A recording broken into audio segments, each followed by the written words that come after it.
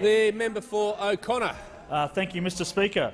My question is to the Minister for Trade, Tourism and Investment. Will the Minister outline to the House how the Turnbull Government is assisting hard-working Australian exporters maintain their competitive on global markets by guaranteeing an affordable and reliable energy supply? Is the Minister aware of any threats to our competitiveness?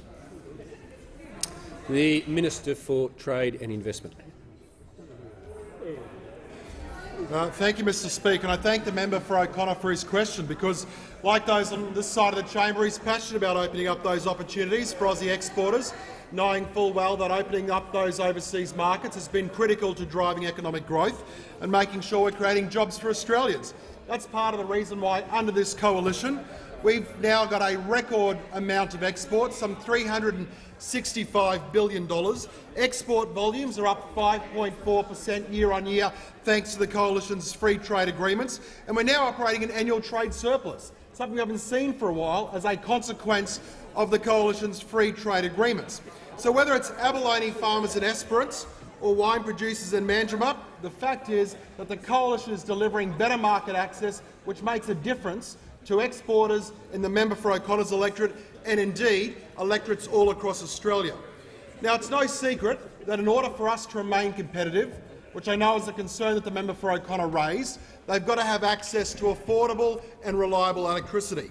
In fact, the President of the National Farmers Federation, Fiona Simpson, said only yesterday, and I quote, "Farmers across the country, dairy farmers, fruit and vegetable producers, irrigators are hurting from spiralling electricity prices and unreliable power supplies."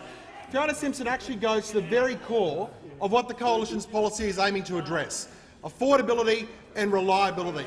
And it's the coalition's energy guarantee that we've put forward that will address that and ensure Australian exporters remain competitive in an international context. So for that reason, the coalition is not going to back away from a policy that we know will produce good outcomes.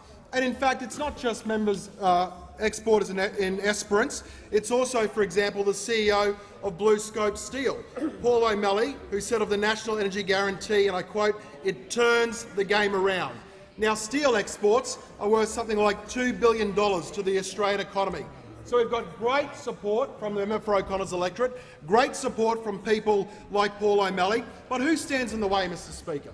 Who stands in the way of a policy that delivers more reliability and delivers more affordability?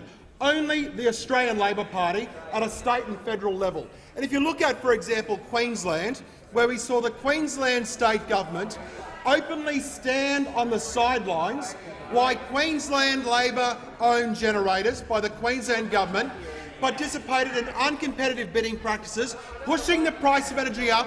Why?